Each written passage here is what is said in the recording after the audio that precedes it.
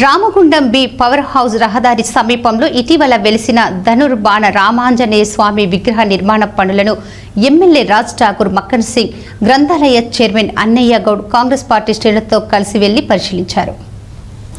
ఈ సందర్భంగా ఎమ్మెల్యే రాజ్ ఠాకూర్ ఆయన సతీమణి మానాలి ఠాకూర్ కొండపై ఇటీవల బయటపడిన ఆంజనేయ స్వామి విగ్రహానికి ప్రత్యేక పూజలు చేశారు.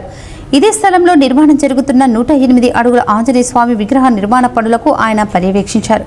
నిర్మాణం చేస్తున్న సదరు కాంట్రాక్టర్ను కలిసి వివరాలు అడిగి తెలుసుకున్నారు.